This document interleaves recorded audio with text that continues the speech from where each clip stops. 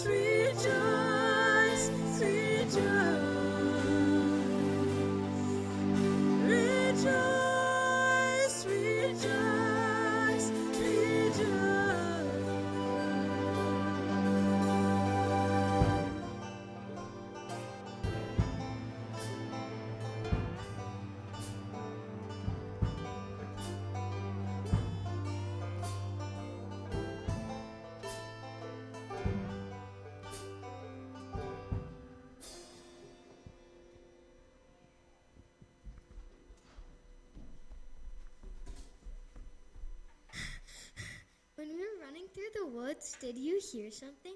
I think I heard someone singing. Hey, there's something under this tree.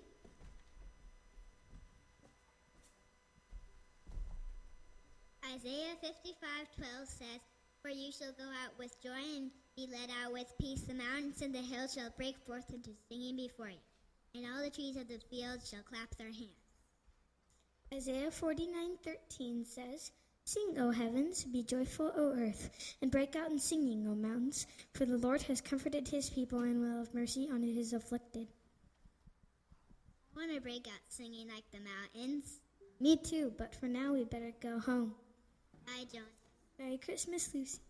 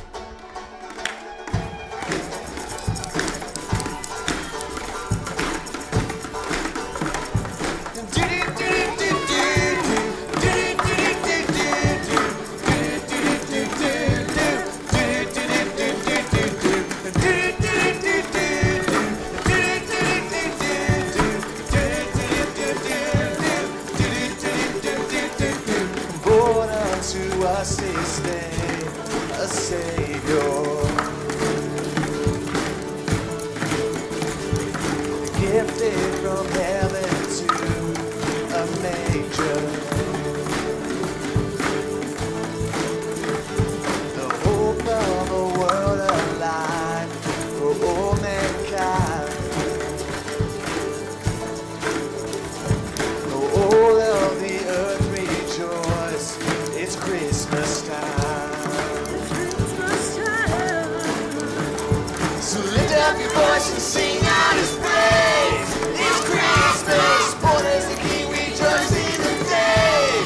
It's Christmas, make a joyful sound. It's Christmas, let his praise resound. It's Christmas. Goodwill to all the earth and peace divine. All of the earth rejoice. It's Christmas time. It's Christmas time. So lift up your voice and sing out his praise. It's Christmas, born is the King, rejoice in the day. It's Christmas, make a joyful sound. It's Christmas, let his praise resound. It's Christmas, so lift up your voice and sing out his praise. It's Christmas, born is the King, rejoice in the day. It's Christmas,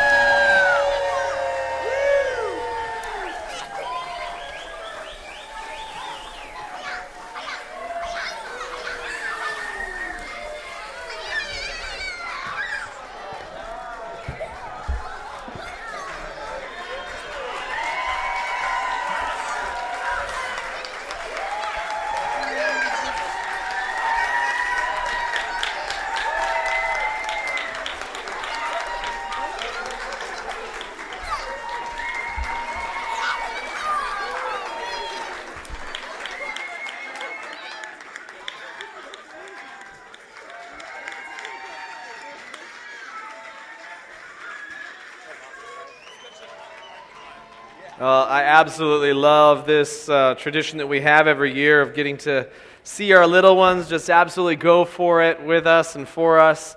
One of the things I love most about it is just the utter joy that I feel welling up in my own heart and feel coming from all of us toward the kids. The Bible says that we're made in God's image, so a lot of how we think and how we feel really reflects how God thinks and feels. And part of why I love that is our collective, automatic, and almost uncontrolled response is just sheer delight, is that I know and I'm reminded freshly every time we do this sort of a thing that that's how God thinks and feels toward each one of us. We feel that because that's how God feels. That's inside of us because that's inside of God. And so whatever thoughts, whatever voices would tell us otherwise, that somehow God sits back with kind of a critical, grumpy air to him as he evaluates our performance, nothing could be further from the truth. I mean, it's just so fun to see the kids just having the time of their life. Well, I mean, let's just be honest. Not all of them are having the time of their life. There was one kid up here who looked like he was in pain the whole time. And another one of my favorites, I mean, there was some serious groove going on at the end. Some serious like little funky groove going and the banging and the whole thing. And then the marshmallows and just faces getting stuffed and with marshmallows, that is. But just what fun. What fun. And again, that's how God feels toward us. Not sitting back with criticism in his heart, but just delighting when we just do whatever we're doing. I mean, there was some fingernail picking and didn't see any nose picking this year. There have been other years where there's actually been full-on legit nose picking. And even that brings delight to our hearts. We're not evaluating performances. Well, at least it brought to, I don't know if it was your kid that was doing that. I hope I'm not bringing up a traumatic memory. But for all of us together, just to delight in them as God delights in us. Amen? Pull your Bibles out. I want to continue briefly, obviously, because there's a little time left here together to look into the Bible and look at this character, Joseph. Each week here, we're going to look at a different character and kind of glean what is it that God might want to give to us or remind us of how the Christmas story might impact our lives. What is it that we can look forward to? What does God want to deposit in us as he did for these folks? Last week, Hillary led us through the story of Zacharias and Elizabeth, who for them, their interaction with the Christmas story, I mean, it was the answer to a longing of their heart, a deep desire of their heart that probably they had long since even forgotten about. I mean, they had longed for a child at some point earlier in their life, but long since given up on that and just continued to serve the Lord faithfully despite this great disappointment. And yet God comes along in the Christmas story and says, hey, no, I have a plan for you in this area of your life, and actually you're going to get pregnant. And of course, the story goes on from there. But for them, Christmas meant God answering a deep longing of their heart and them being surprised and delighted by his answer. And many of us received prayer for his strengthening as we're waiting for those answers and also for the breakthrough themselves. Last week, I love when we get to pray and just seek God to cry out to him, and he's so faithful to meet us.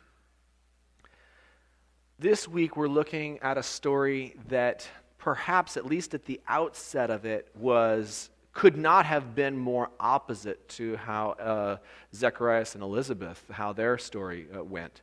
For Joseph, at least the beginning part of the Christmas story was not the answer to any cries of his heart. It was quite the opposite. It was a shock.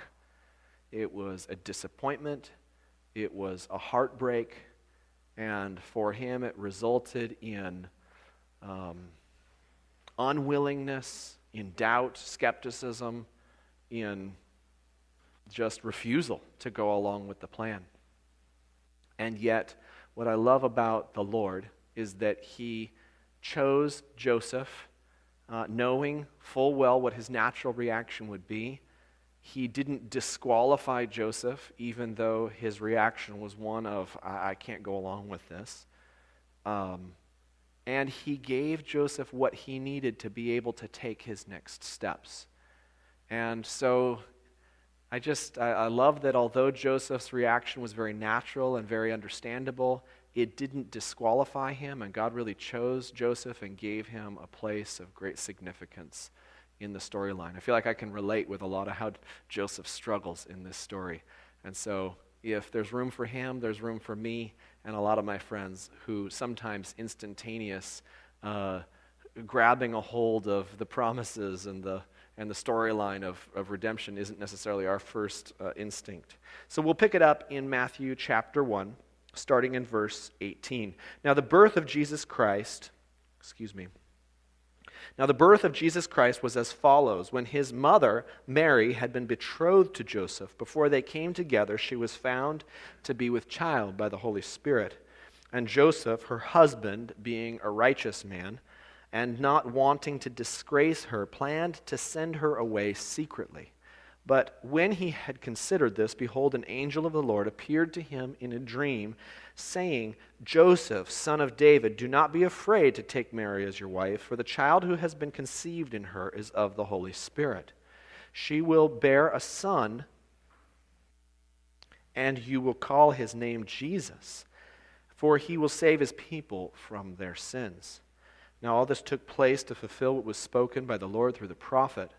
Behold, the virgin, come back, little guy. There we go. Behold, the virgin shall be with child, and she shall bear a son, and they shall call his name Emmanuel, which translated means God with us.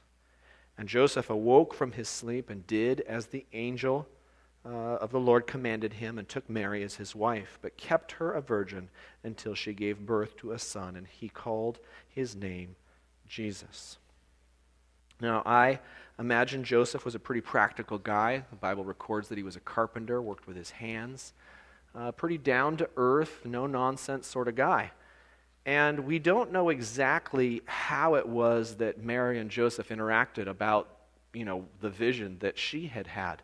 Presumably, she had had her vision several months before. We get this detail in the story that's told in Luke that focuses more on Mary's timeline and her story. Obviously, Matthew here really just focuses in on Joseph. But in Luke, the detail that we pick up is that she had this vision from the angel who told her that she would be miraculously pregnant by the Holy Spirit, that she would then give birth to the Savior of the world. And then it goes on to say that she, of course, says, yes, Lord, I'm your servant. Be it done to me as you say. And then she goes off on a trip to visit a relative who happened to be Elizabeth that we studied last week. Elizabeth and Mary were cousins. We don't know first cousins, second cousins, third cousins. We're not exactly sure, but they were relatives. And of course, Elizabeth and Zacharias lived down near Jerusalem in the hills of Judea, because Zacharias was a priest and served in the temple there. So Mary lived far to the north, up off the Sea of Galilee, and so she traveled several days to the south to be with her relative Elizabeth. Now, we do know that the vision happened prior to her departure. What we don't know is whether she communicated the essence of what the angel had told her to Joseph before her departure. Did she have a heart-to-heart? Hey, Joseph, here's the deal. Turns out I'm going to get pregnant, and it's going to be the Savior of the world. Was that a conversation that they had prior to departure? Perhaps Joseph didn't react very well, and the trip down south was really to give him some space to cool off, to get his feet underneath them for whatever might be ahead. Or maybe she was afraid of a bad reaction, and so she hid it from him and went down south to get her own feet underneath her for what would inevitably come.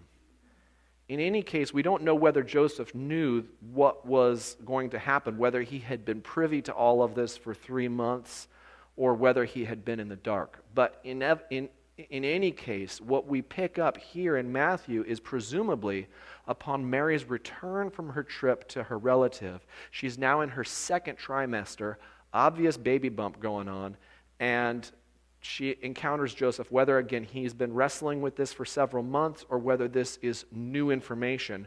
Wow, you're pregnant. In any case, he doesn't buy into her telling of the events. I mean, hey, I had a vision of an angel, and guess what? I'm pregnant by the Holy Spirit, and it's going to be the Savior of the world. And this just doesn't fit any of his categories. Like, we all kind of interpret reality through the lens of what we kind of understand of how things work. And pregnant by the Holy Spirit, Savior of the world business just did not work for him. Now, I'm sure he loved her. He trusted her to a certain degree. Certainly, he didn't see her as being some woman who would go out and do unrighteous things. So he didn't want to expose her to be something that he knew that she wasn't. And yet he couldn't reconcile the facts of the matter with what she was saying. I'm sure he would have loved to believe her version of the story. But as he wrestled, and I can only imagine the turmoil and the angst. I mean, at this point in world culture, this sort of a thing that Mary was pregnant prior to marriage, this was a capital offense. She could have been killed for what was seemingly the case. And so he's just wrestling. How could this have happened? And how could you, God, could you let this happen? And what was the deal with this dream and this vision? And how do I make sense of any of this? And in his own wrestlings, he came to the conclusion, at the end of the day, I cannot in good conscience buy into this story that Mary is telling me. So, welcome home, Mary, but guess what? We got to turn around and send you packing, because if you stay around here, you're going to be in some deep trouble, because I don't know how to stand up for you with the story that you're telling. So he plans to send her away secretly. God knew that this was Joseph, and this was the way he's wired. See, God chose this man and called him righteous. And in the integrity of his own heart, he couldn't just say yes to something that he couldn't really grasp and couldn't really believe in. And God doesn't say that that was wrong. God still calls him righteous.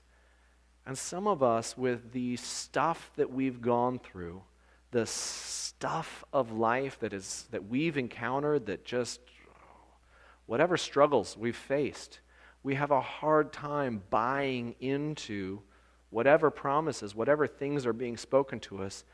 We're in a process of coming to believe step by step, moment by moment, day by day, more and more in the promises of God. But many of us can't just buy into it whole hog simply because someone says, hey, look, it's good news. Mary comes and tells him, hey, look, it's good news. And he just, I want to believe it, but I can't. See, God chooses people like Joseph who struggle with the realities of life, who, when other people fail, or when they fail, or when there's intellectual questions that just seem to bog them down, it's their own integrity. I want to really believe in something, and I want to live what's really right, and I'm just not convinced. And when I'm ready, I'll take a step, but you can't push me into something that isn't real for me. See, God honors that. He doesn't slam Joseph for that. He doesn't say, you faithless loser. He says, this is a righteous man who in the integrity of his heart couldn't ultimately get himself to go there. But that's not the end of the story.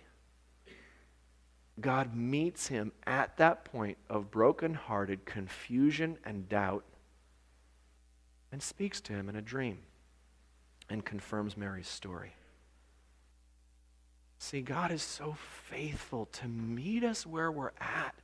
He doesn't say, hey, you, what's your problem? Why are you over there? You ought to be over here. Come on, get with the program.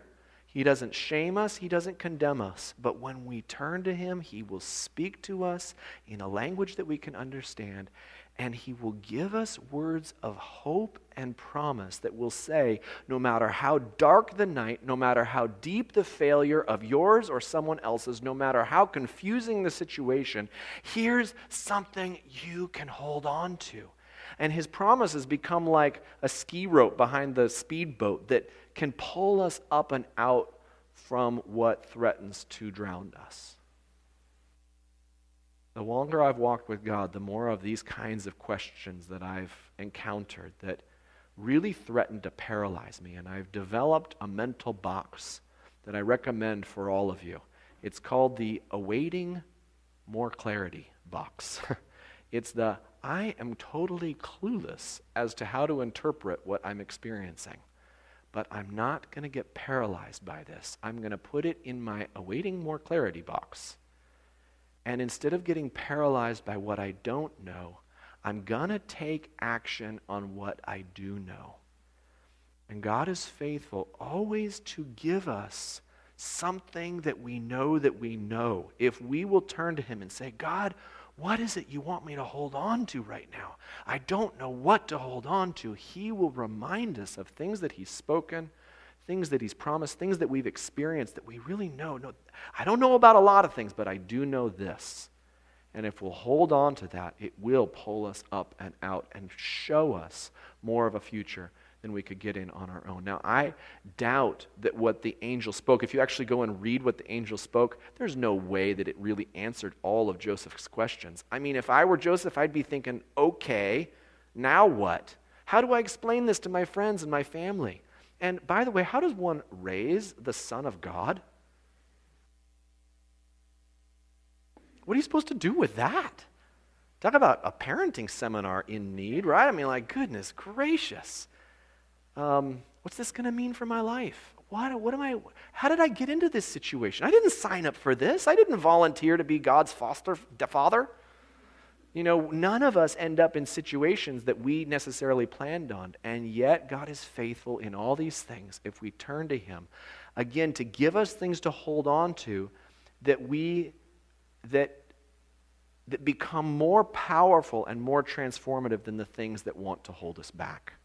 And so that's my prayer for us at this Christmas time, is that we would be people who are willing to hold on and take action based on what we do know, rather than getting paralyzed and stuck and throwing our hands up because of the seeming overwhelming quantity of what we don't know.